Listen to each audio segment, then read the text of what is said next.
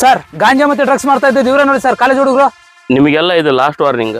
ಈ ಡ್ರಗ್ಸ್ ಗಾಂಜಾ ಇವೆಲ್ಲ ಬಿಟ್ಟು ಸೊಪ್ಪು ಸದೆ ಮಾರ್ಕೊಂಡಿದ್ರ ಕರೆಕ್ಟ್ ಆಗಿರ್ತೀರಿ, ಇಲ್ಲಾಂದ್ರ ಬೀದಿಲ್ ನಾಯಿ ತರ ಹೆಣ ಹಾಕ್ತಿರಿ. ಪ್ಲೀಸ್ ಸರ್, ಮಾಡಲ್ಲ ಸರ್, ಪ್ಲೀಸ್ ಸರ್, ಖಾಲಿ ಬಿಡ್ತೀನಿ ಸರ್, ಪ್ಲೀಸ್ ಸರ್. ರೀ ಪ್ರಶಾಂತ್, ಚೈನ್ ಸ್ನ್ಯಾಚಿಂಗ್, ರಾಬ್ರಿ ಏನೇನೆಲ್ಲ ಲಿಸ್ಟ್ ಅದಾವಲ್ಲ ಅವೆಲ್ಲ ಫೈಲ್ಗಳು ನನ್ನ ಟೇಬಲ್ ಮೇಲೆ ಇವತ್ತಿರ್ಬೇಕು. ಸರಿ ಸರ್, ಆಯ್ತು. ಸರ್ ಏನ್ರಿ ಕೇಸ್ ಇದು? ಸರ್ ಇವನೇನೋ ಕುಡ್ದು ಅವ್ನೇಂತಿ ಹೊಡಿತಿದ್ದೆ ಸರ್, ಅವ್ನೇಂತಿ ಕಂಪ್ಲೇಂಟ್ ಕೊಟ್ಟಿದ್ಲು, ಅದಕ್ಕೆ ಮನೆಗೆ ಹೋಗಿ ಎತ್ತಕ ಬಂದಿ ಸರ್. ಯಾಕ್ರಿ ಕುಡುದು ನಿಮ್ಮ ಹೆಂಡತಿ ನೋಡಿತೀರಾ? ನನ್ನ ಹೆಂಡತಿ ನನ್ನ ಇಷ್ಟ. ಹೌದಾ?